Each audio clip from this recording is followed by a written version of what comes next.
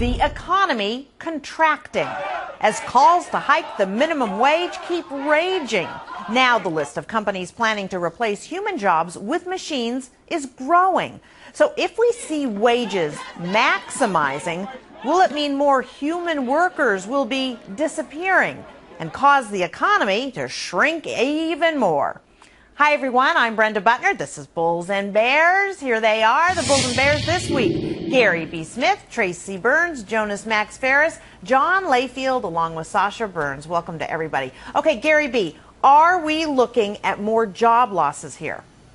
Brenda, I think it's inevitable. In fact, the minimum wage affects the very jobs, many of which can be replaced by machines. We saw it years ago, by the way, with bank tellers. Now almost everyone uses an ATM.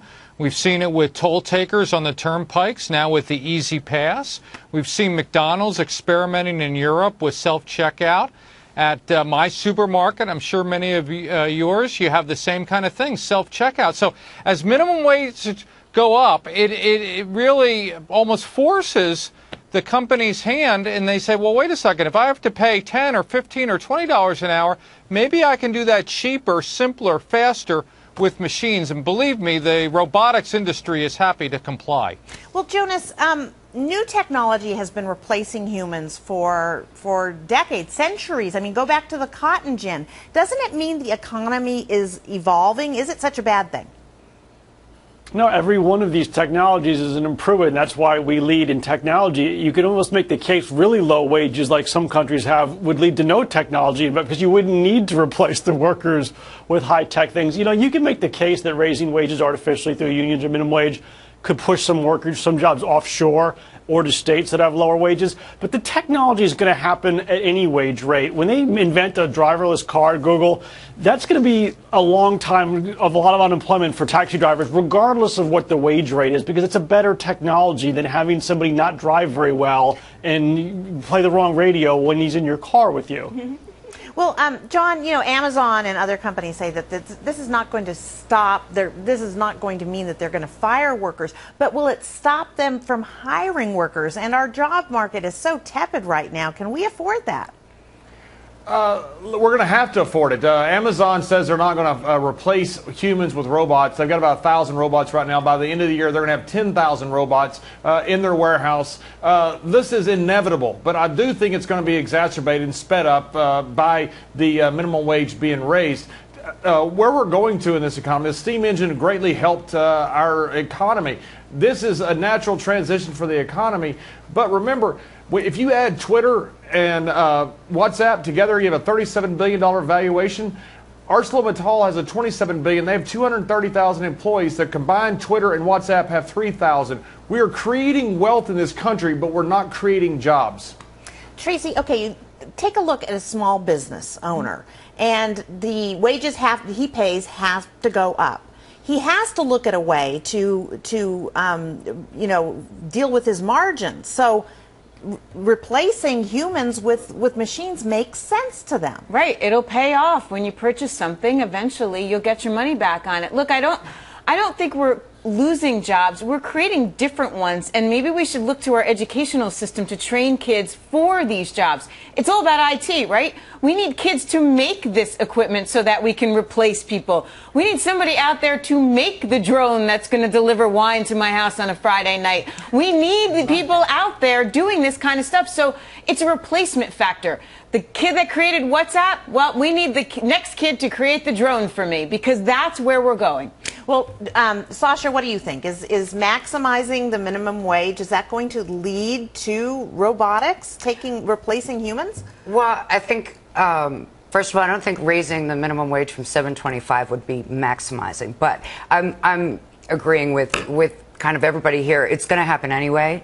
People are going to use technology because it's more cost efficient, but also maybe because it does a better job, because it's more effective. And as Tracy said, what we have to do is train for new jobs. You didn't have a car mechanic until you had a car, and that's a better job, a better paying job than somebody who drove the carriage. But the problem is that how are you going to get these people trained if you, on the other hand, say that we shouldn't spend the money on training?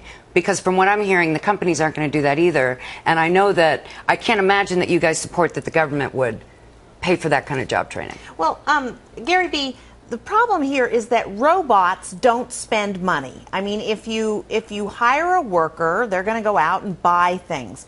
Robots aren't going to buy things, except maybe, who was it, Rosie on the Jetsons or whatever. I guess the counter to that argument would be that the company that makes the robots, their employees buy things. So I guess and the ATM machine is making $3 every time I go to the wrong one. But I want to go back to a point that Sasha made, because she did kind of brush by the whole effect of raising the minimum wage. She says as long as, I don't want to put words in her mouth, but I think she was saying as long as the new technology is more cost efficient, we move there. That's exactly what happens when you raise the minimum wage. Someone at $10 an hour is not as cost efficient as someone at $7 an hour. If I can get a robot that over the course that I amortize it, that only costs me $8 an hour, I'm going to move to the robot. If I can still get the person in there though for $7 an hour, I'm going to stick with that. But Gary, you could say that Borders would still be around if Amazon didn't exist, which was able to provide things at a cheaper rate because you do it over the internet instead of having people in a store. I mean, that's not about whether you make $7 or $10. It's about this is the way that we're going. The internet is less expensive. You don't have travel agents anymore, right? That wasn't because of minimum wage. Well, right. I don't think that Borders and Barnes & Noble are in tough times or have gone out of business because of the workers in their store. I think the whole internet argument was the case there, and I'm not sure but paying that's people the point. $7 It's or technology, right? I mean, the internet has changed how we do things. Yeah, exactly. Because, okay, yes, but we're talking about raising the minimum wage on an employee-employee basis. Companies like Amazon replaced a whole lot more. They replaced the whole bricks and mortar structure that a Barnes & Noble had, not just the employees there. Jonas? You know, capitalists and patriots, we're not supposed to root for John Henry against the steam drill in 1870 because he died competing against the steam drill. The steam drill is what America's all about. It's the innovation. Someday we'll all have robots. Maybe Tracy can get the wine delivered at noon on Monday because we won't have to work because our robots will do it for us. I don't know, but we don't want to fear that and favor the ugly, labor-intensive jobs. That is not the goal of an economy. We're not arguing against technology, Jones. All the crux of the argument is, will raising the minimum wage hurt jobs and enhance automation? It has to. That's the argument here. I'm not saying isn't enhancing automation good. That's my point. Yes, because back to the pizza shop that we talk about here all the time, and the dishwasher. If I pay a dishwasher an annual salary, is that cheaper than me going out and buying the new GE dishwasher? And at the end of the day, I'm going to buy the actual appliance because it is cheaper for me. I don't have payroll costs. I don't have to pay health care to it. And so, therefore, I'm going to go get myself a fancy stainless steel dishwasher. You know what? Drink your wine and don't even worry about the dishes anyway. All right. That's what kids are for. That's Give 'em a last quarter. word. Thanks, guys.